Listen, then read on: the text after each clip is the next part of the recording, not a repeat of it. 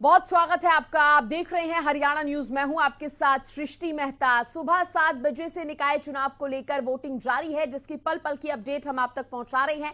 और अगले आधे घंटे तक कुछ खास मेहमान हमारे साथ जुड़ेंगे, जिनसे निकाय चुनाव को लेकर चर्चा भी करेंगे। लेकिन उससे पहले आपको दिखा देते हैं ये बड़ी खबर। निकाय चुनाव के लिए मतदान जारी है, 28 नगर पालिका के लिए वोटिंग जारी है।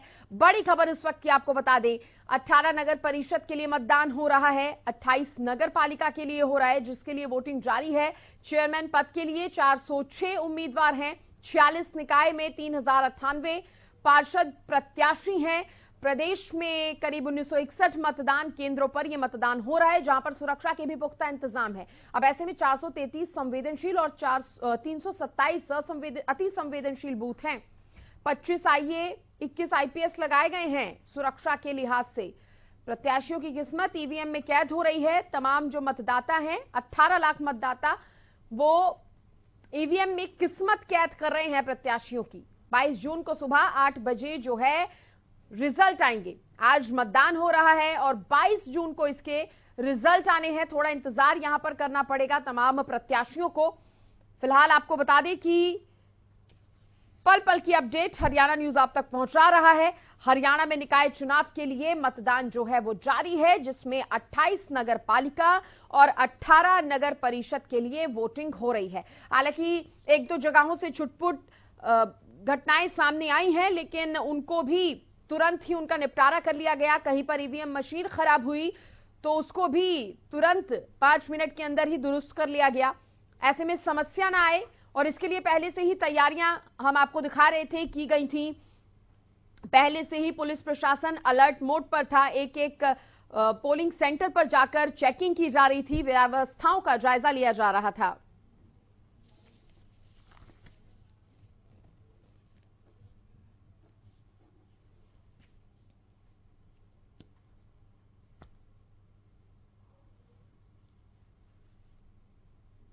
और देखिए, निकाय चुनाव पर ज्यादा बातचीत करने के लिए मेरे साथ खास मेहमान जुड़ गए हैं। सत्यव्रत शास्त्री जी जुड़े हैं, बीजेपी के प्रवक्ता हैं। केवल ढींगरा जी कांग्रेस के प्रवक्ता हैं, मेरे साथ जुड़ गए हैं। बहुत बहुत स्वागत है आपका। साथ ही मेरे सहयोगी सुशील सिंह भी मेरे साथ मौजूद हैं। सबसे पहले सुशील से अपडेट ले लेती हूँ। सुशील, क्या अपडेट? बिल्कुल सृष्टि, देखिए स्थानीय निकाय का चुनाव है और माना जाता है कि इसमें ज्यादा से ज्यादा मतदान होता है, और वह देखने को भी मिल रहा है। 10 बजे तक के जो आंकड़े हैं, कई स्थानों पे 27% तक वोटिंग हुई है, तो कई स्थानों पे 20 से ज्यादा है। यानी अगर ओवरऑल देखें, हम 46 के 46 निकाय चुनाव की देखें तो तमाम स्थानों पे 20% से ज्यादा ही मतदान हुआ है। शुरुआती दौर में मतदाता कम निकलते थे, लेकिन 8 बजे के आसपास लाइनें लग गई और एक अलग ही लोगों में जोश और जुनून दिख रहा था। हालांकि इसको लेकर मुख्यमंत्री ने भी अपील किया था, स्थानीय प्रशासन ने भी अपील किया है कि ज्यादा से ज्यादा लोग आए और अपने मत का प्रयोग करें, और वो कुछ धरातल पर दिख रहा है। दूसरी तरफ कई स्थानों पर ईवीएम खराबी की सूचना मिली, लेकिन 5 से 10 मिनट के अंदर वहां ईवीएम चेंज कर लिया गया और 4700 ईवीएम पूरे 46 निकाय में लगाए गए हैं, जहां जिनमें उम्मीदवारों के किस्मत का फैसला कैद होगा। तो ये पूरा ओवरऑल अभी कहीं से भी कोई अशांति की खबर नहीं आई है, किसी गड़बड़ी की खबर नहीं है। शांतिपूर्ण तरीके से मतदान चल रहा है, और जो लोग आ रहे हैं वो डिफरेंट मुद्दों को लेकर, चूंकि माना जा रहा था पहले सृष्टि कि इसमें भी डेवलपमेंट मॉडल होगा, Bharatiya Janata party development model को लेकर जा रही है, तो वहीं जो विपक्ष है वो बेरोजगारी और भ्रष्टाचार का मुद्दा उठा रहा है। और ये तमाम बातें उन चुनाव बूथों पर, पोलिंग बूथों पर देखने को मिल रही है, जहां लोगों से बातचीत हो रही है। चलिए ठीक है सुशील, बने रहिए। चर्चा में आगे भी आपसे जानकारी लेंगे, अपडेट लेंगे। बीजेपी का रुख कर लेती हूँ। सत्यव्रत शास्त्री जी, सुबह 7 बजे से हो रहा है मतदान, अभी तक 20% जो वोटिंग है वो भी हो चुकी है। ओपनिंग कमेंट क्या देंगे सर? देखिए, पहले तो मैं आज परमपिता परमात्मा का धन्यवाद करूंगा कि सारे हरियाणा के तो नहीं कहता, लेकिन मैं जहां हूं वहां सुबह से मौसम बहुत अच्छा है, बूंदाबांदी भी थी, और सब लोग छुट्टी के दिन का जो एक आनंद था वो मतदान के माध्यम से कर रहे हैं। तो एक बहुत अच्छा वातावरण, और उसके साथ साथ जो मतदान का रुझान बढ़ रहा है वो भी लोगों में एक त्योहार की तरह है।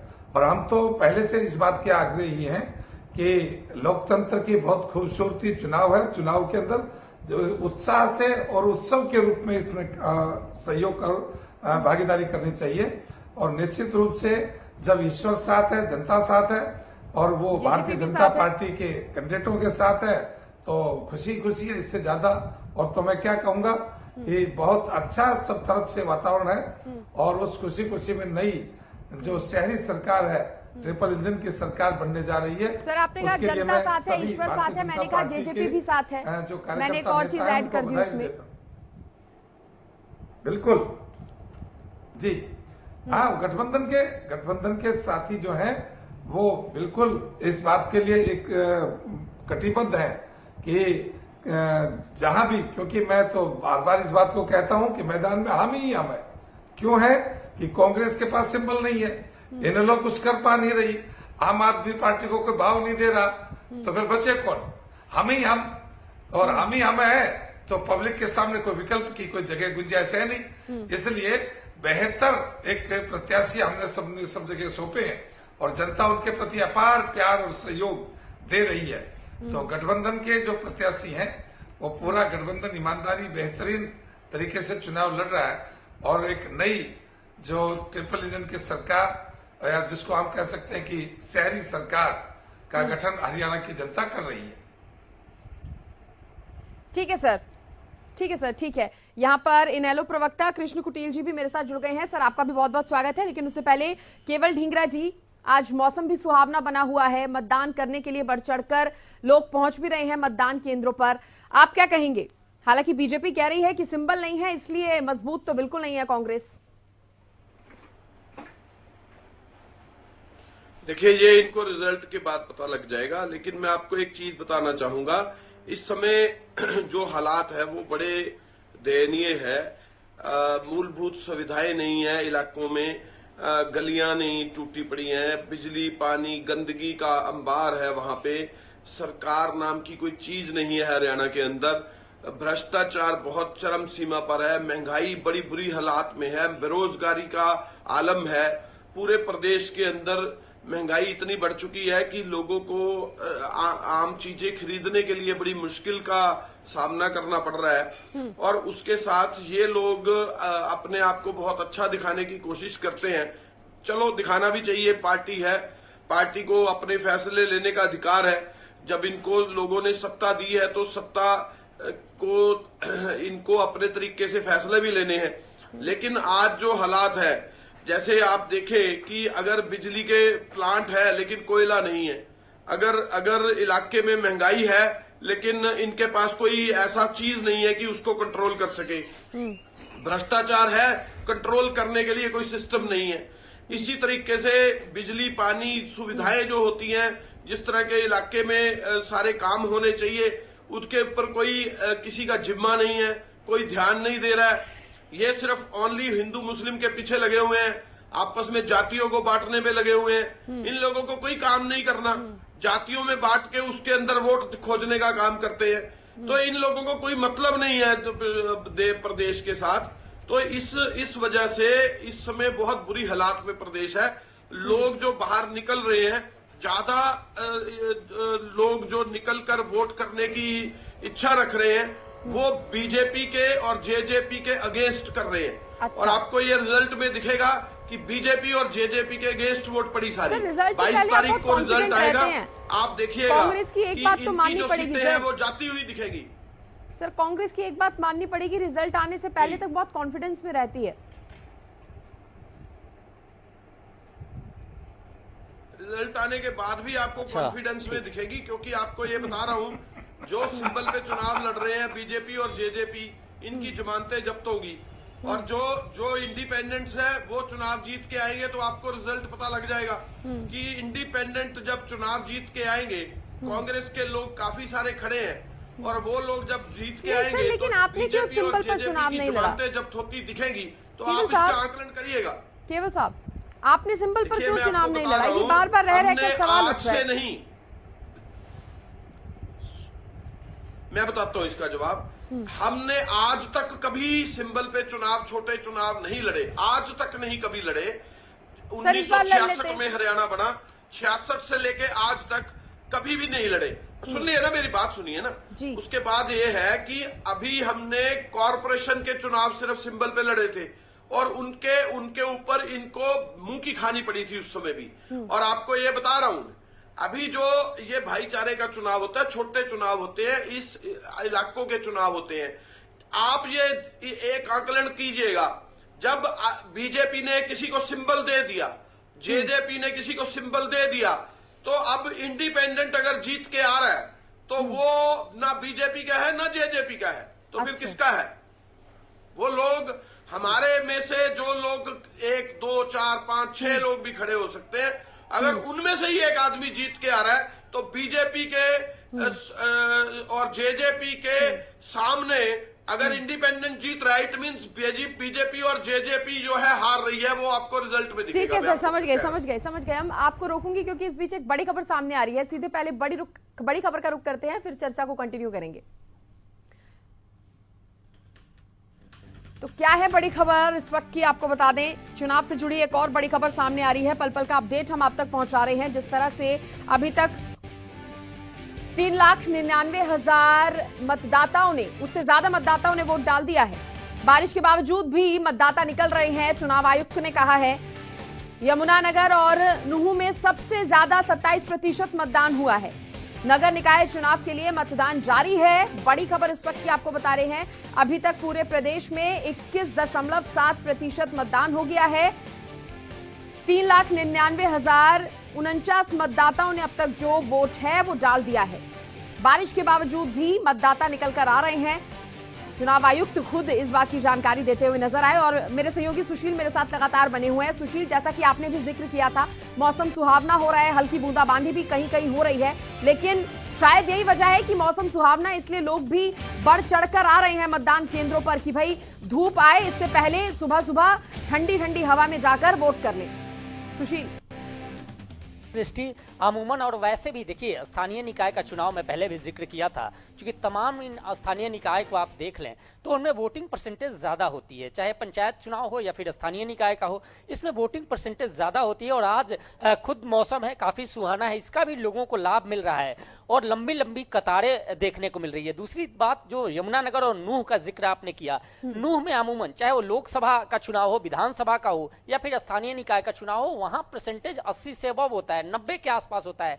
लोकसभा चुनाव में 95 तक देखने को मिला, तो निश्चित तौर पे उन इलाकों में, और ये अच्छी बात है, लोकतंत्र के लिए सबसे अच्छी बात यह है। और हरियाणा न्यूज भी लगातार लोगों से अपील कर रहा है, हम लोग कंटिन्यू लोगों से अपील कर रहे हैं और लोगों से कह रहे हैं कि उनका अधिकार है, घर से बाहर निकलें और अपने मत का जरूर प्रयोग करें, अपने जो प्रत्याशी हैं जिनको भी वो चुनना चाहते हैं उनको चुने, यह उनका अधिकार है और वही लोग उनके लिए बेहतर करेंगे। क्योंकि अमूमन तमाम बातें देखने को मिलती है सृष्टि कि उसके बाद कहा जाता है लोग वोटिंग में हिस्सा नहीं लेते और उसके बाद कहते हैं उनका प्रत्याशी गलत है, सही है, या उनके काम नहीं हो रहे। तो अपना फर्ज निभाना आवश्यक है और यही वजह है कि कंटिन्यू जहां 46 नगर निकायों के चुनाव हो रहे हैं, 18,30,000 मतदाता हैं और 4 लाख के करीब लोगों ने, 10 बजे तक का ये डेटा है, 3,99,000 लोगों ने अपने मत का प्रयोग कर लिया है। 18,30,000 मतदाता है और माना जा रहा है कि जिस तरह दिख रहा है मतदाताओं का, अब मुद्दा बेशक से जो भी हो, चूंकि विकास का मॉडल हो या फिर भ्रष्टाचार का मामला हो, ये तो जनता तय करेगी और उम्मीदवार चुनकर, लेकिन जोश बरकरार है और लोग ज्यादा से ज्यादा निकलकर मत का प्रयोग कर रहे हैं। जोश बरकरार ही रहना चाहिए, इसलिए हरियाणा न्यूज भी बार बार अपील कर रहा है कि तमाम जो मतदाता हैं वो पहुंचे मतदान केंद्रों पर और अपने मताधिकार का प्रयोग करें। चलिए ठीक है, चर्चा को आगे बढ़ाएंगे। कृष्ण कुटेल जी, आपसे मैं सवाल करना चाहूंगी। बीजेपी कह रही है कि कांग्रेस के पास सिंबल नहीं है, आम आदमी पार्टी को कोई भाव नहीं दे रहा और इनेलो कुछ कर नहीं पा रही। धन्यवाद करना चाहूंगा कि आज आप इस चुनाव को जो है कवरेज दे रहे हैं जी। और जो है कि जनता का भी धन्यवाद करना चाहेंगे कि आज जो बड़े पैमाने के ऊपर जो भी मतदान हो रहा है, और ये जो बड़े पैमाने पे मतदान हो रहा है और इस बात का संकेत है क्योंकि ये बीजेपी के खिलाफ है, और जब ज्यादा मतदान होता है तो वो सरकार के खिलाफ जो है कि मतदान होता है। और बीजेपी का कहना जो है कि इन्हें लोग कहीं पर भी नहीं खड़ी है, लेकिन आज देश जो है कि आग के अंदर जल रहा है। अग्निपथ जो योजना ये लेकर के आए हैं, भ्रष्टाचार का मामला है, बेरोजगारी का मामला है, क्योंकि बेरोजगारी आज बड़े पैमाने पे है और बेरोजगारी का हिस्सा आज युवाओं के अंदर है। और जो ये योजना बीजेपी सरकार जो लेकर के आई है, इसके प्रति जो है कि युवाओं को जो है कि बड़ा भारी गुस्सा है। आज तमाम जो है कि युवा जो है कि वो सड़कों पर है और निश्चित तौर पर जो है कि चुनाव के अंदर जो है कि जनता जो है इनसे जो है कि बदला लेंगे, युवा जो है इनसे जो है कि अवश्य रूप से जो है कि वो बदला लेंगे। और निश्चित तौर पर जो है कि इंडियन नेशनल पार्टी का जो प्रदर्शन है वो बहुत ही अच्छा है, सराहनीय है। और इस चुनाव के अंदर जो है कि वो ज्यादा से ज्यादा जो है कि चुनाव के अंदर जो है कि जो चेयरमैन पद के उम्मीदवार हैं या जो चुनाव लड़ रहे हैं वो ज्यादा चुन करके आएंगे और जब परिणाम आएगा तो बीजेपी को पता चल जाएगा हम कितने। कृष्ण जी, आपकी पार्टी कहाँ स्टैंड कर रही है? देखिए, हम चुनाव लड़ रहे हैं और पार्टी जो है कि बड़ा अच्छे तरीके से जो है कि वो चुनाव के अंदर अपना जो है कि प्रतिभागी के रूप पर जो है कि वो काम कर रही है। चलिए ठीक है। शास्त्री साहब, मैं आपसे जानना चाहूंगी, जैसा कि कृष्ण कुटेल जी ने भी कहा, ज्यादातर मतदान जो देखे जाते हैं वो सरकार के खिलाफ होते हैं जब इनके नतीजे आते हैं। और ऐसे में अगर प्रदेश की हम हालत देखें तो अभी जो मुद्दा गरमाया हुआ है प्रदेश में, अग्निपथ का मुद्दा, और उसको लेकर युवाओं में भी खासतौर पर जिस तरह से आक्रोश देखा जा रहा है, रोष देखा जा रहा है, क्या लगता है इसका असर भी कहीं ना कहीं इस चुनाव पर थोड़ा बहुत पड़ सकता है? क्या लगता है? देखिए, बिल्कुल असर पड़ेगा, लेकिन पॉजिटिव पड़ेगा, क्योंकि देश को एक स्वस्थ और स्वच्छ नागरिक की जो कल्पना है वो इस योजना से पूर्ति होगी। जिस समय केवल विद्यार्थी मैट्रिक और +1-2 करके केवल बहुत सी बड़ी संख्या में केवल वो खाली सा नजर आता है, उस समय उसके पास कितनी चीजें आ रही हैं। उसको एक बहुत बढ़िया आर्मी की ट्रेनिंग से बढ़िया देश दुनिया के अंदर कोई ट्रेनिंग नहीं है, ये तो आप भी मानेंगे और दुनिया का सब व्यक्ति मानेगा। उस भारतीय सेना की उसको ट्रेनिंग मिलेगी, खाने पीने रहने सहने के लिए उसको जगह मिलेगी, पढ़ने को उसको एजुकेशन मिलेगी, ग्रेजुएशन करेगा वो, और उसके साथ साथ वो अपने आजीविका के लिए जो एक सामान्य परिवार के लिए जो एक बहुत बड़ी चुनौती होती है, उस चुनौती को पार भी करेगा। तो इन सब बढ़िया उपलब्धियों को लेकर जब नौजवान सोचता है तो बहुत बड़ी संख्या में नौजवान इसके लिए तैयार है। और मैं जो इन लोगों के प्रत्याशी थे, ये अपने कुटीर जी जिस प्रकार से बात कर रहे थे कि कुटीर जी चुनाव मैदान में आप सिंबल के साथ हैं, और जब मतदान का परिणाम सामने आए तो उस वस्तु स्थिति को स्वीकार करना चैनल पर आकर कि जनता ने हमें कितना मैंडेट दिया है और उसके अनुसार हम अपनी जन भागीदारी सुनिश्चित करें।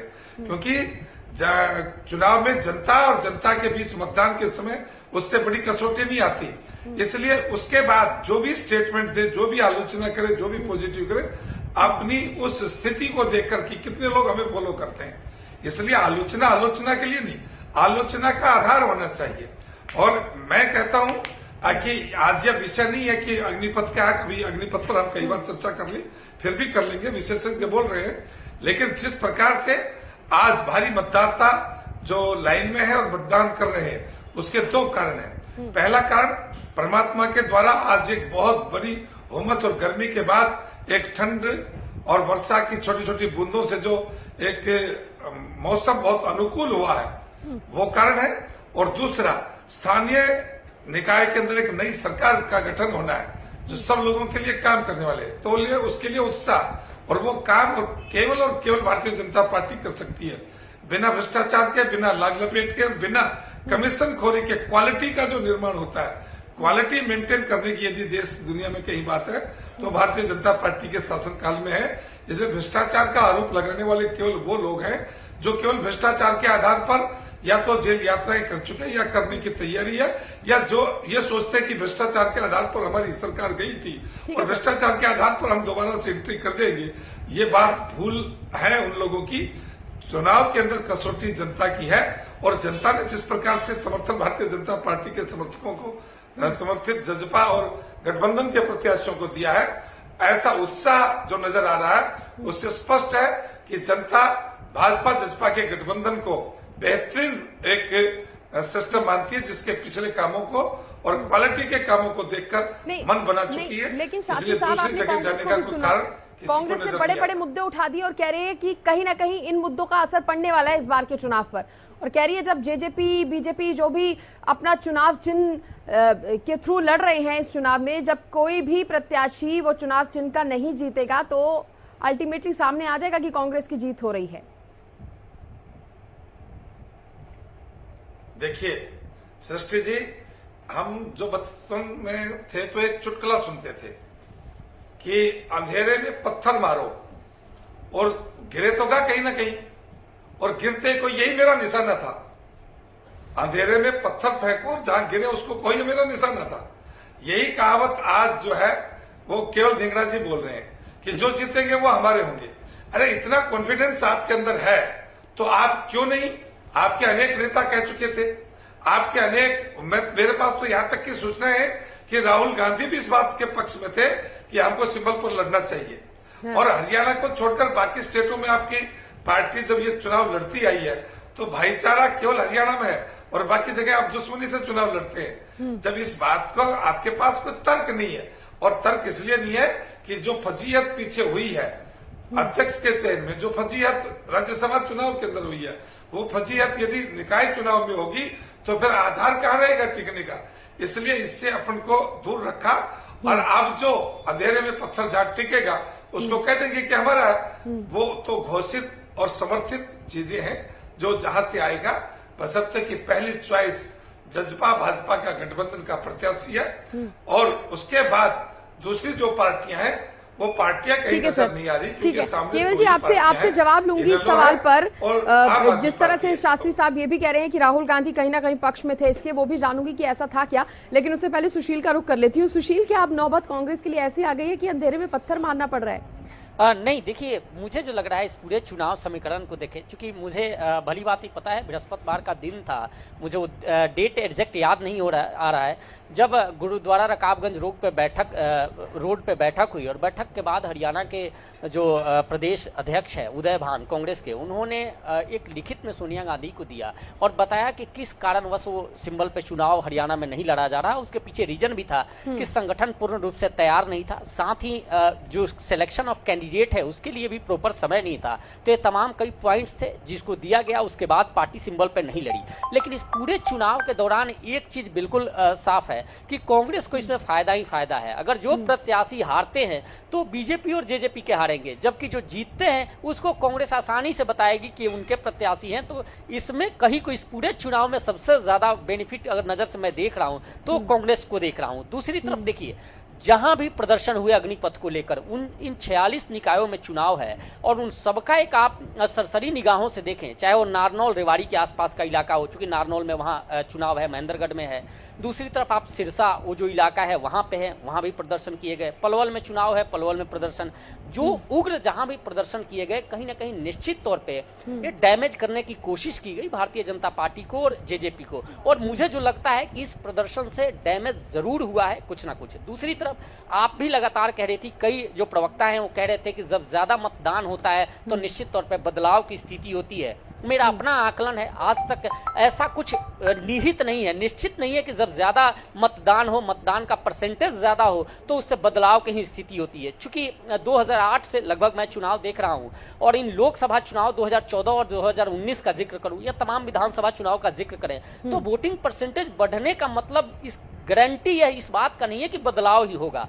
ये सही है कि वोटर में उत्साह होता है और वोटर कहीं ना कहीं अपनी जिम्मेदारी को समझता है, चाहे वो पक्ष में वोट करे विपक्ष में करे, उसका अपना मानना है, लेकिन जागरूक वोटर जरूर हुआ है, चाहे वो पक्ष में हो या विपक्ष में हो। यही वजह है कि परसेंटेज बढ़ता है। जी चलिए ठीक है सुशील, बने रहिए।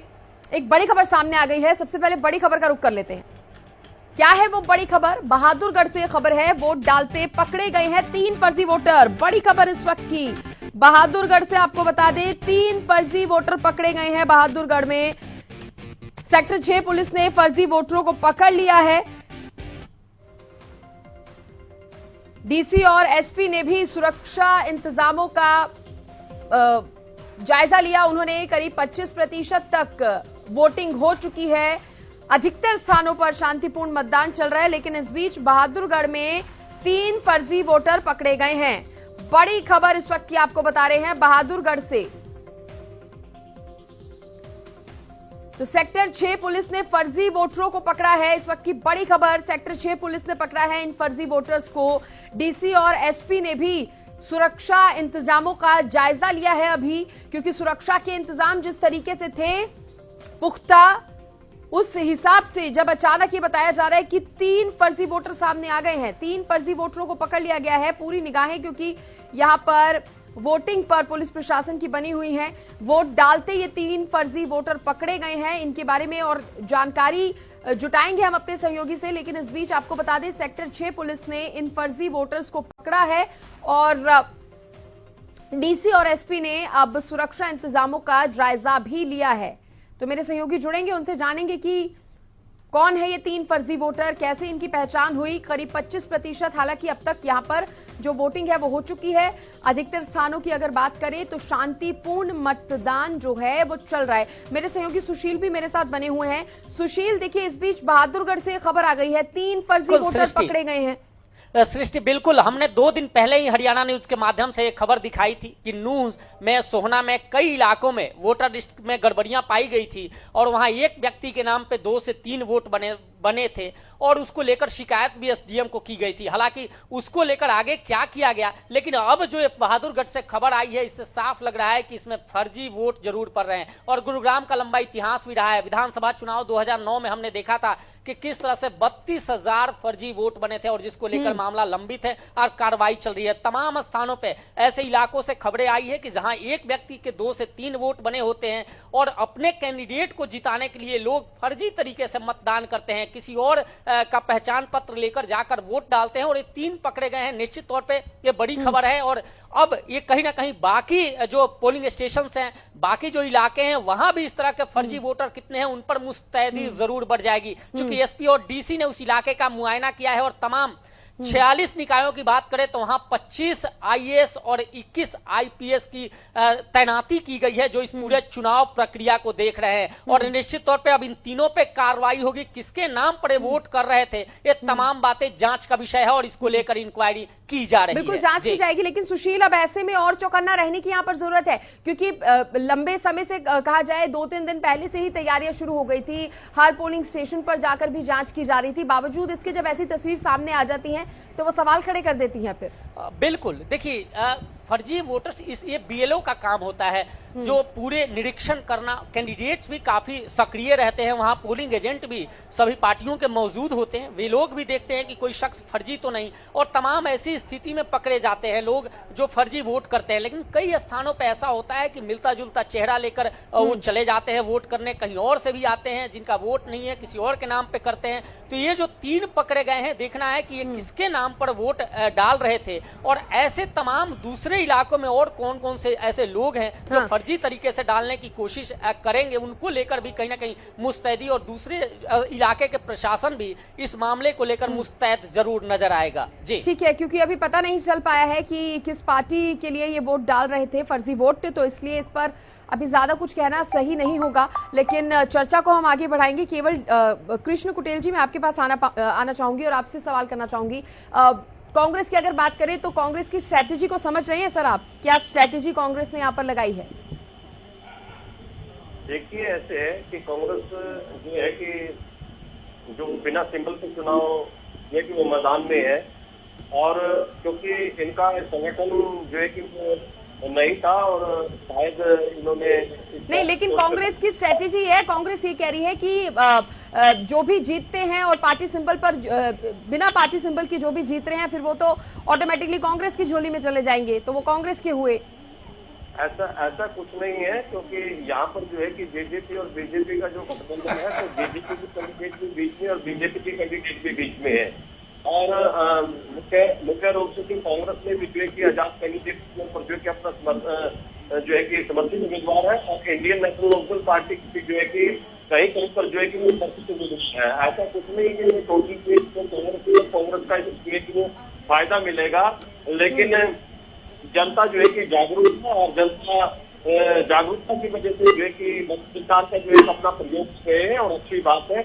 और जैसे कि अभी बहादुरगढ़ के अंदर 25% तक जो है कि मतदान हुआ है और अन्य क्षेत्रों के अंदर भी जो है कि बड़े पैमाने पे जो है कि मतदान हो रहा है और निश्चित तौर पर जो है कि जनता जो है कि वो समझती है कि यहाँ पर लुटेरे लोग कौन है और किस प्रकार से जो है कि ये जनता के बीच में आकर के जो है कि वो लूटने का काम करते हैं, चाहे वो बीजेपी है चाहे वो कांग्रेस है। कांग्रेस अगर नागनाथ तो बीजेपी साथ में आता है, चोर चोर मुसेरे भाई। और निश्चित रूप से नेशनल दल पार्टी जो है कि वो चुनाव के अंदर बड़ा अच्छा प्रदर्शन है और जो रुझान हमें जो मिल रहे हैं, जो जहाँ जहाँ पे हमारे कैंडिडेट जो है कि खड़ी है और जो रिपोर्ट जो हमें मिल रही है और उसके जो है कि हमारे कैंडिडेटों के पक्ष में जो है कि मतदान अच्छा हो रहा है, ये जो की जानकारी हमें प्राप्त हुई। ठीक है ढींगरा साहब, मैं दो बातें आपसे पूछना चाहूंगी। पहली बात तो ये कि आरोप कांग्रेस पर यह भी लग रहा है कि सुपड़ा साफ होने का डर था, इसलिए ये फैसला लिया गया बिना सिंबल के चुनाव लड़ने का। और दूसरा, आप जिस तरह से कह रहे हैं कि बड़े बड़े मुद्दों को आपने गिनाया, अग्निपथ के मुद्दे को भी आपने गिना दिया, बेरोजगारी के मुद्दे को भी आपने गिना दिया, लेकिन आमतौर पर देखा जाता है जब ये निकाय चुनाव होते हैं तो कहीं ना कहीं बुनियादी सुविधाएं कितनी पहुंच रही हैं, कितनी मिल पा रही हैं, सड़क, बिजली, पानी की बात इन निकाय चुनावों में होती है। तो क्या लगता है आपको इन बड़े मुद्दों का भी असर पड़ सकता है? जी बिल्कुल, आपको ये बताना चाहूंगा कि जो इस समय हालात है वो हालात ही बहुत बुरे हैं। और लेकिन जो आपने कहा कि सुपड़ा साफ है, ये तो पता लग जाएगा चुनाव के बाद। बीजेपी का सुपड़ा साफ होता है क्योंकि इनकी जो सिंबल पे चुनाव लड़ रहे हैं, तो बीजेपी का सुपड़ा साफ होता है, INL जेजेपी का होता है या इंडिपेंडेंट्स का होता है, ये पता लग जाएगा ना। बीजेपी तो इंडिपेंडेंट का होगा तो इंडिपेंडेंट का पता लग जाएगा। बीजेपी अगर केवल जी बीजेपी कॉन्फिडेंस में इसलिए है क्योंकि उसने तैयारी की है। सिंबल पे चुनाव लड़ रहा है। नहीं सर सुनो तो, बीजेपी कॉन्फिडेंस में इसलिए क्योंकि उसने तैयारी की है, प्लानिंग के तहत उतरी है मैदान में। आप तो बिना तैयारी, बिना प्लानिंग के कॉन्फिडेंस में है। जी देखिए, बड़ी तैयारी की है इन्होंने। मैं आपको एक चीज बताता हूं, हम लोग एक नारा दिया करते थे, कांग्रेस का नारा था जय जवान जय किसान। पहले बीजेपी ने किसानों को मारा, फिर उसके बाद जवानों को मारने की तैयारी कर ली। ये इस सरकार ने, मोदी सरकार ने किया है। तो ये तैयारी तो ये करते रहते हैं, ऐसी तैयारी करते हैं कि कभी किसानों को मारने की तैयारी करते हैं, कभी जवानों को मारने की तैयारी करते हैं, कभी बेरोजगारी को फैलाने का काम करते हैं। और जो इलाकों की जो मूलभूत सुविधाएं हैं उसको तो, उसकी तरफ तो देखते ही नहीं।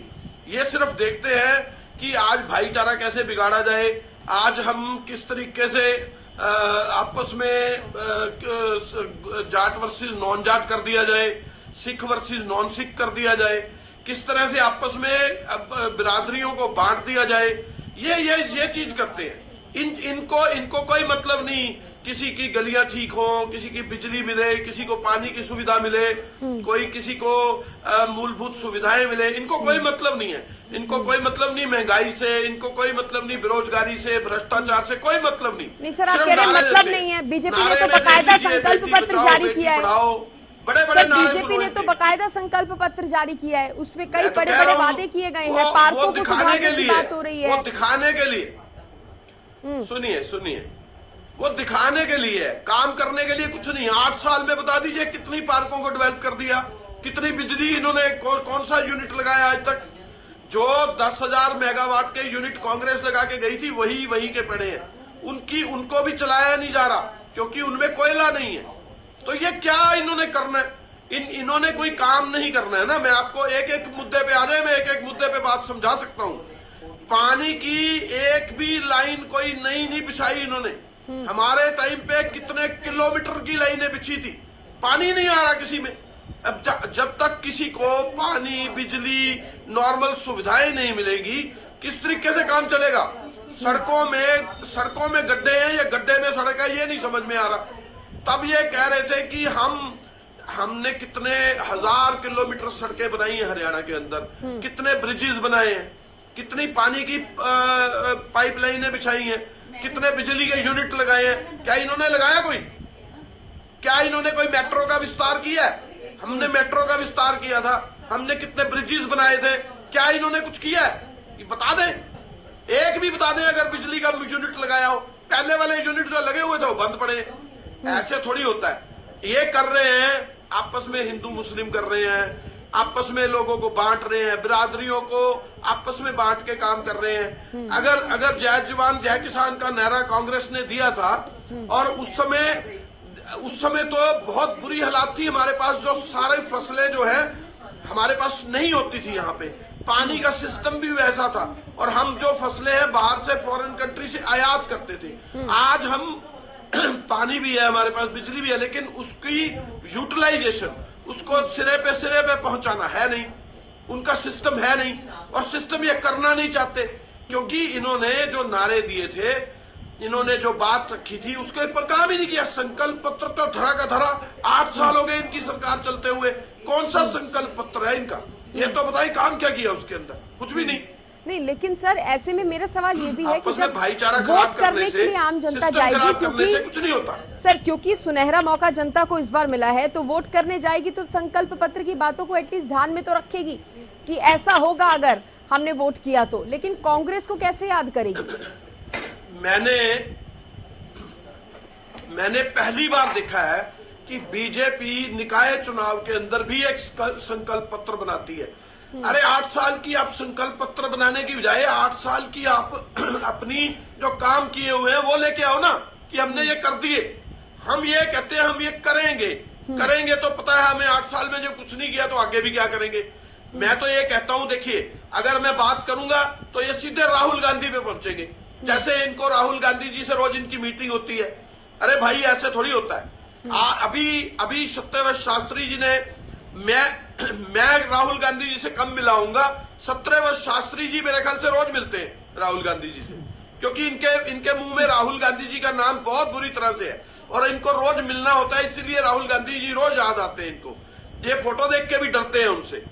आपको मैं बताना चाह रहा हूं, देखिए ये निकाय चुनाव जो है ये छोटे चुनाव है, ये एक गली का, एक मोहल्ले का, एक इलाके का, नॉर्मल लोगों की जो मूलभूत सुविधाओं का चुनाव है। जब इनको ही नहीं पूरा करेंगे, जब इसके बारे में सोचेंगे ही नहीं, जब इसके बारे में कुछ देखेंगे ही नहीं, साहब आपके संकल्प पत्र पे भी सवाल खड़े हो रहे हैं। क्या है? संकल्प पत्र पे भी सवाल खड़े हो रहे हैं।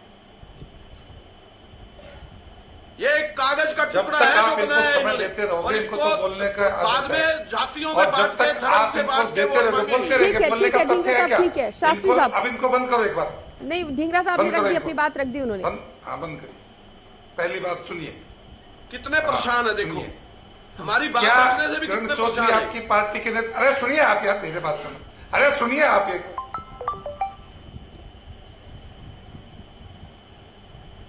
किरण चौधरी आपकी पार्टी के नेता है,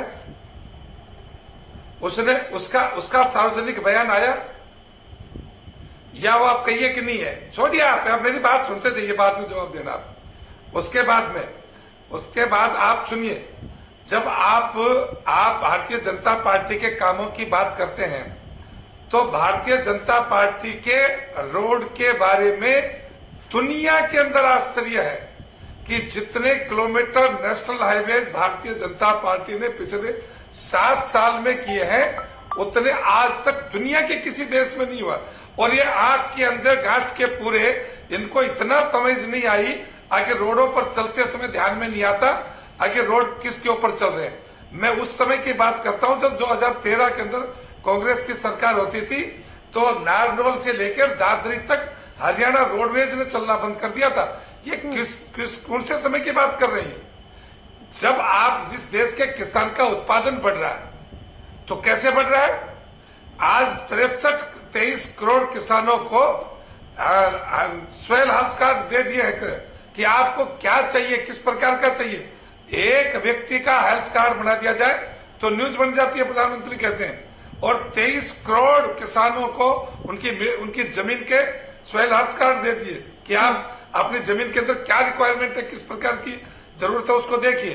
किसानों के लिए जो सूक्ष्म जल योजना, सिंचाई योजना है, जो जितना सिंचाई एरिया बढ़ा है, जितनी टेक्नोलॉजी के आधार के ऊपर आगे लाइनें बिछी हैं और जितना विविधता के प्रकार से फसलें होने लगी हैं और दाने दाने की खरीद होने लगी है, क्या ये इनको इतना भी तमीज नहीं है, इतना भी ध्यान नहीं है, इतनी भी अक्ल नहीं है कि आंकड़ों को देख लें हम।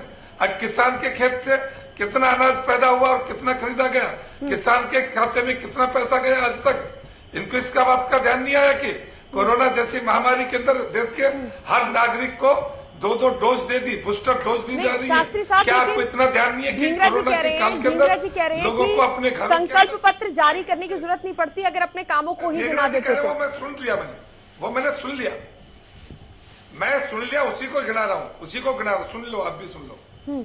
क्या गरीबों के घर का खाते के अंदर पैसा नहीं आया कोरोना के काल में? क्या गरीबों को अनाज मुफ्त नहीं मिला क्या कोरोना के काल के अंदर? जब आदमी की जान पर बच रही थी, दुनिया के अंदर हाहाकार मच रही थी, तो भारत एक ऐसा देश था जो कोरोना की लड़ाई से सक्षम रूप से लड़ा है। वो भारत पहला एक ऐसा देश था जिसने अपने नागरिकों की सुरक्षा की गारंटी दी है। जब जिस समय कांग्रेस यहां से गई थी, हेल्थ के सेक्टर के अंदर हमारे पास पीपीई किट नहीं बनते थे। आप बात करते हो अगर हम क्या छोड़ के गए थे? आज इस देश के अंदर वेंटिलेटरों की संख्या पर्याप्त मात्रा में है। आज इस देश के अंदर दवाइयों का निर्यात हो रहा, आयात नहीं होता। ये पहली बार ऐसा हुआ है कि किसी वैश्विक महामारी के लिए टीका का उत्पादन भारत के अंदर हो रहा है और दुनिया उससे सुरक्षित हो रही है। ये इन बातों को नहीं लेते और राहुल गांधी से मुझे मिलने की आवश्यकता नहीं है।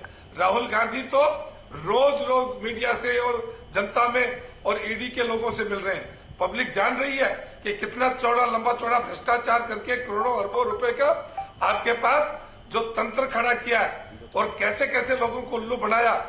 70 साल के इस 50 साल के राज के अंदर 75 साल में जो 50 साल आपका राज का शासन काल चल रहा है, उसके अंदर जनता का शोषण कैसे हुआ? तुम जनता की सुविधाओं की बात करते हो। तुम्हारे समय में एक दिन ऐसा बता दो जब पानी के लिए मटके ना फूटे हो, जब बिजली के लिए हड़तालें ना हुई हो, जब लोगों को बिजली के लिए पसीना पसीना रातों रात बितानी ना पड़ी हो। तुमने जो काम किया, जो आपने बिजली के लिए जो संयंत्र लगाए, उसके आपकी हालत देखिए आपने क्या है। ठीक है सर। चाइना से समझौता करके कमीशन खोरी के आधार के ऊपर बनाकर आज उनकी जो मैनेजमेंट थी, ठीक है शास्त्री जी, ठीक है, सुन लिया सर। उसके जो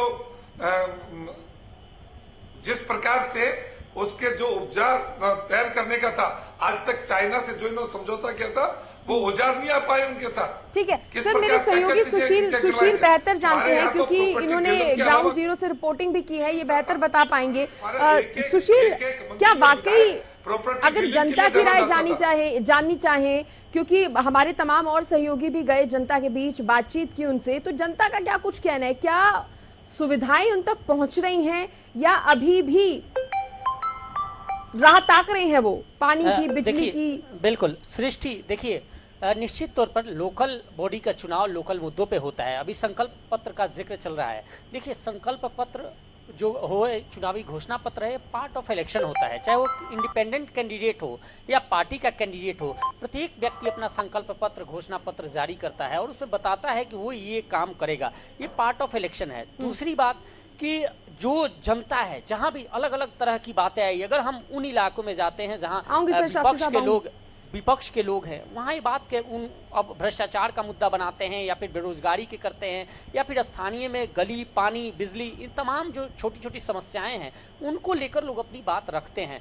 दूसरी तरफ जाएं जहां पक्ष के लोग हैं, वहां अपनी तरह से बात, डेवलपमेंट की बात की जाती है। लेकिन हमारा आकलन ओवरऑल होता है। जब भी हम कहीं जाते हैं किसी इलाके में, किसी जैसे सोहना इलाके में मैं गया था और वहां लोगों से जब बातचीत की तो ओवरऑल सबकी ये राय लगी कि डेवलपमेंट चाहिए और विकास वो सरकार करेगी, वो प्रतिनिधि करेगा जो प्रतिनिधि जिसकी सरकार में साझेदारी हो, और निश्चित तौर पे लोग उसके तरफ ज्यादा रुझान करते हैं। एक सवाल मेरा ढींगरा साहब से, मैं उस वक्त भी चाह रहा था पूछना, कांग्रेस के प्रवक्ता हैं ढींगरा साहब, एक बयान मैं था उस वक्त जब पार्टी ने सिंबल पर लड़ने से मना किया, तो हालांकि एक बात कही गई थी कि पार्टी समर्थन करेगी उन कैंडिडेट का जो साफ सुथरी छवि के होंगे, इंडिपेंडेंट होंगे, और उनका पार्टी समर्थन करेगी। ये बयान था, मैं खुद था वहां पे। अब मुझे यह आप अगर अपनी जानकारी के लिए मैं जानना चाहता हूं कि ये 46 निकाय में कहां कहां आप लोगों ने समर्थन किया, क्योंकि खुले तौर पे मैंने कहीं भी ऐसे किसी बड़े नेता को समर्थन करते हुए नहीं देखा। हो सकता है कि कहीं किए हो, मुझे जानकारी नहीं हो, परंतु मैं आपसे जानना चाहूंगा उस आधार पर आप जो लगातार कह रहे हैं कि जो जीतेंगे आपके समर्थन से या बीजेपी को हराएंगे आप, जब आप लड़ेंगे या समर्थन करेंगे तब आप हराएंगे, तो वो अगर बता सके आप तो बेहतर होगा। देखिए, सारे हलकों के अंदर जितने भी हमारे एमएलएज हैं, एक्स एमएलएज हैं, कांग्रेस के बड़े नेता हैं वो अपने जितने भी लोग चुनाव लड़ रहे हैं उनके समर्थन में हैं। लेकिन आप ये देखिए, कांग्रेस बड़ी पार्टी है, उसमें तीन लोग भी कांग्रेस के कहीं चुनाव लड़ रहे हो सकते हैं, लेकिन वहां पे वो किसी एक को समर्थन करेगा तो दूसरा नाराज होगा। तो हम जो है उसको दूसरे तरीके से कर रहे हैं। जहां पे सिंगल आदमी है वहां पे हम कांग्रेस के उसको सिंगल को समर्थन कर रहे हैं। जैसे आफ्ताब अहमद जी ने एक जगह पे अभी आपने अपनी खबर में भी दिखाया था सुबह कि आफ्ताब अहमद जी वहां पे समर्थन में उस इलाके में उस आदमी के घर पे गए, ठीक है ना। तो वो जब समर्थन करना है तो वो चूज एंड देख के करना है कि जहां पे सिंगल आदमी कांग्रेस का खड़ा है, जहां पे 2 या 3 आदमी खड़े हैं वहां पे उनको अपने तौर पे लड़ने के लिए पूरी आजादी है। और वो लेकिन समर्थन हम फिर भी कांग्रेस का कर रहे हैं। हम जो अपने इलाके में मीटिंग रखेंगे, हम वो किसी एक का नाम ना लिए बगैर हम ये बात कहेंगे कि कांग्रेस को समर्थन कीजिए, कांग्रेस के समर्थित उम्मीदवार को वोट दीजिए। ये लोगों ने चुनना है कि वो कौन से तीनों में से किसको चुनता है। आपको मैं फिर बताना चाहूंगा, ये हमारा चुनाव जो है वो भाईचारे का चुनाव है। हम इसमें लड़ाई और झगड़ा नहीं पैदा करते। ये बीजेपी और जेजेपी का काम है, हमारा नहीं है। मैं आपको दूसरा फिर कहता हूं, अभी इन्होंने बात कही कि हमने किसानों के लिए ये काम किया वो काम किया, तो 750 किसान इनकी टाइम के अंदर शहादत क्यों कर गए? अगर इन्होंने इतने अच्छे काम किए, अगर इन्होंने इतने अच्छे काम किए तो खरीद, ये कह रहे हैं हमने बहुत बड़ी खरीद की तो एफसीआई ने खरीद बंद क्यों कर दी? अगर मंडियां बंद करने का काम इस सरकार ने क्यों किया? इस सरकार ने प्राइवेट मंडियों पे खरीद क्यों शुरू की? इस सरकार ने ये वाले कानून क्यों लाए कि आप हम जो है एफसीआई नहीं परचेज करेगी और जो आप प्राइवेट लोगों के पास जाइए खरीद करने के लिए? इस सरकार ने कोरोना काल के अंदर पहले कितनी बार महामारियां आई, कितनी बार आपके चेचक के टीके लगे, कितनी बार आपके बच्चों को दवाएं पिलाई गई, कभी किसी से पैसा मांगा गया? ये पहली बार हुआ कि कोरोना काल के अंदर लोगों से पैसा मांगा गया। अगर कोई हॉस्पिटल में एडमिट हुआ तो बड़ी बड़ी उनको फीसें देनी पड़ी, अगर उनको वेंटिलेटर पे तो उनको ऑक्सीजन नहीं मिली। ये कोरोना काल में हाल किया इन्होंने। नहीं सर, सरकारी अस्पताल जितना कर सकता था अपने दम पर सरकारी अस्पतालों में हुआ। नहीं सर, ये कितना पैसा दिया? एक सेकंड, मैं आपको बता रहा हूं कितना पैसा इन्होंने हॉस्पिटल्स को दिया, कितना उनकी डेवलपमेंट करी, सारा देश जानता है। किस तरह से लोग हरियाणा में एनसीआर दिल्ली से भागते हुए जलंधर तक, अमृतसर तक, कई शहरों तक नहीं धिंगरा साहब, वहाँ डिमांड एंड सप्लाई का वो हो जाता है। आप सीरियल मत कीजिए। और मेरी बात सुनिए, 1 मिनट, मेरी सुशील जी 1 मिनट, मेरी बात पूरी होने दे। यहाँ पे बॉडियों के अंबार लग रहे थे, क्रिमिनेशन सेंटर्स पे जगह नहीं थी, लाइनें लग रही थी, उसके अंदर ये लाइन लगती थी, ये वीआईपी बॉडी पहले जलेगी। ठीक है सर, जनता ने देखा है सब कुछ, ये भी देखा है मदद किस तरह से हुई है, जो सुविधाएं मिली है उनको भी जनता ने बखूबी तौर पर देखा है, वो जनता समझ रही है। शास्त्री साहब कुछ कह रहे थे। ठीक है सर, ठीक है सर, ठीक है शास्त्री साहब। देखिए, मैं ये बात कह रहा था कि कांग्रेस के प्रवक्ता ये बात कह रहे थे कि जहां 3 है वहां तीनों में से चॉइस कर रहे, और इतनी बड़ी पार्टी है कि 3 कैंडिडेटों में से भी चॉइस तो इन्हीं की मिलेगी। इतनी बड़ी पार्टी है कि देश के अंदर आज यदि विपक्ष के नाम से कुछ सांसद इकट्ठे किए जाएं तो कांग्रेस को छोड़कर बाकी विपक्ष के ज्यादा है। यदि देश के अंदर कुल सरकारें राज्यों की गिनी जाए तो कांग्रेस के राज्यों को अलग करके और जो विपक्षी पार्टी है उनकी ज्यादा है। इतने बड़े ये नेता है कि जो स्थानीय निकाय के, ये देश की बात नहीं हो रही, देश की बात हम चिंता करेंगे तो उनके अंदर भी इनके इतने उम्मीदवार हैं कि बाकी जगह बाकी विपक्ष के लोगों के ज्यादा मिलते हैं। तो ये कितनी बड़ी पार्टी की बात कर रहे हैं, पहली बात। और दूसरी बात मैं कह रहा हूं कि जब आपने 2 है, 3 है, 4 है, वो चारों के नाम आज ही घोषणा कर दो ना। आज तो मतदान हो रहा है, इससे आगे तो समय नहीं मिलेगा ना। आप उन सबकी लिस्ट बता दो। आप तो प्रवक्ता हो, नहीं हो तो अगले सवेल में आ जाएंगे, आधे घंटे बाद में फिर आ जाएंगे, 2, 3, 4 बजे आ जाएंगे। आगे हमारे ये कैंडिडेट है, ये जीतेंगे तो हमारे, जब जीतने की आशंका अपने को इतनी है कि हम जीतेंगे और 3 की चॉइस होने पर भी हमारा ही जीतेगा। नहीं, लेकिन सर कांग्रेस को सस्पेंस में रखना ज्यादा अच्छा लगता है। क्यों नहीं देना आपको? और हाँ, अच्छा, दूसरी बात मैं कहता हूं कि सस्पेंस में रख के ऐसा ही हाल होगा जैसा राज्यसभा में देखिए हम सिंबल नोट कर देते हैं अगर कांग्रेस का कहना है सस्पेंस में रखते हैं तो बीजेपी परेशान रहती है। हमने उनको भाईचारे के साथ चुनाव लड़ने की कांग्रेस कहती है सस्पेंस रखती है तो बीजेपी परेशान रहती है। अरे केवल जी सुनो मैं अगली बात मैं कहता हूं, अगर बीजेपी के परेशान रहने तो अच्छी बात है, देश सेवा में यदि परेशानी झेलनी है तो वो करेंगे। मैं ये कहता हूं कि कांग्रेस ने कम से कम इतना तो सोचा हो कि यदि भाजपा ने संकल्प पत्र दे दिया तो ये भी देते, अभी आप जो आपके जीतेंगे उनसे क्या काम करवाओगे आप? आपकी कोई प्राथमिकता नहीं, शहर के लिए कोई योजना नहीं, कैंडिडेट की योजना नहीं, तो आपके शहर के विकास की योजना नहीं।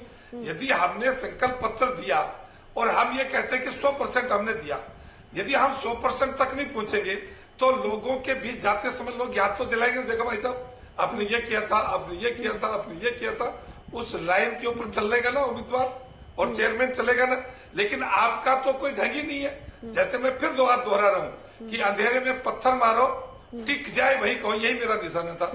और बिल्कुल केवल साहब संकल्प पत्र देना अपने आप में बड़ी बात है, क्योंकि जनता के पास आगे सवाल रहेंगे। अगर संकल्प पत्र में कही हुई बातों को पूरा नहीं किया गया तो आगे जनता के पास सवाल रहेंगे पूछने के लिए। ये एक तरफ से सिलेबस हो गया ना, जो बीजेपी की तरफ से जारी कर दिया गया, भाई ये सिलेबस है, हमें ये काम पूरा करना है, और जब रिजल्ट आएगा, रिपोर्ट कार्ड आएगी, तब जनता पूछ पाएगी कि आपने तो भाई ये तमाम काम कहे थे, अभी तक नहीं हुए।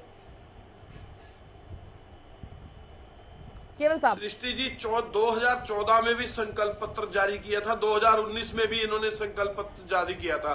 उसके पहले मूलभूत सुविधाओं पे आ जाओ, कितने काम इन्होंने कर दिए और कितने जारी किए आपको बताना चाहूंगा।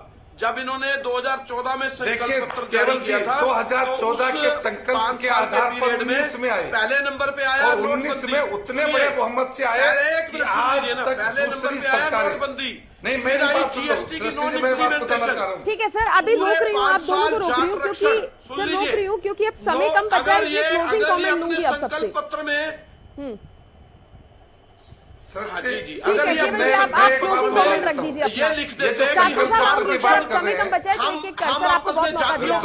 कृष्ण कुटेल जी बहुत देर से शांत बैठे हैं, आप देखिए ना किस तरह से धैर्य रखकर वो सुन रहे हैं पूरी चर्चा को। केवल साहब क्लोजिंग कमेंट आपका, फिर कृष्ण जी के पास आऊंगी। जी उनको टाइम दीजिए आप।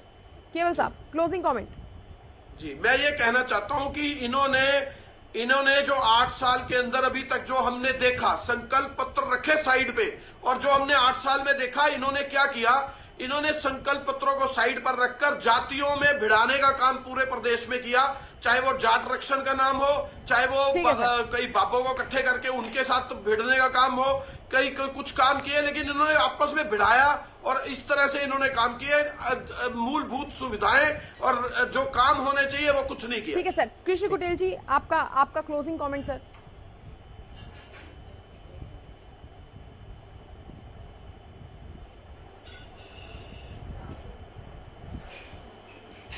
सर की आवाज नहीं आ रही।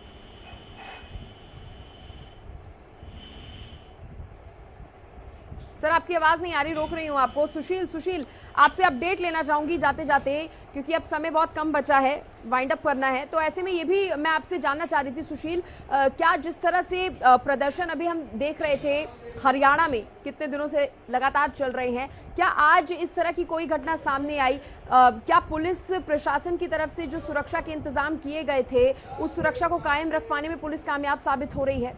बिल्कुल सृष्टि, देखिए उन इलाकों में जहां प्रदर्शन हो रहे थे, 2 दिनों से उग्र प्रदर्शन चले, वहां अभी भी पुलिस मुस्तैद है और धारा 144 लागू की गई है। पुलिस प्रशासन पेट्रोलिंग कर रही है और साथ ही इसका ख्याल रखा जा रहा है कि आज इलेक्शन भी हो रहे हैं उनके तमाम इलाकों में जहां पर प्रदर्शन हुए थे, उन इलाकों में भी इलेक्शन है और वहां किसी तरह की कोई गतिविधि इस तरह की ना हो, अशांति ना हो और शांतिप्रिय ढंग से मतदान भी हो। साथ ही सभी मतदाता जितने भी हरियाणा न्यूज के दर्शक या देख रहे हैं, तमाम चूंकि 6 घंटे का वो वक्त बचा है और ऐसे में घर से सब लोग निकलकर ज्यादा से ज्यादा मतदान करें, यही अपील हरियाणा न्यूज उन सभी लोगों से, सभी मतदाताओं से कर रहा है। ठीक है, अगर कृष्ण कुटेल जी की आवाज आ पा रही है तो सर छोटे कम शब्दों में अपना लास्ट कमेंट दे दीजिए सर।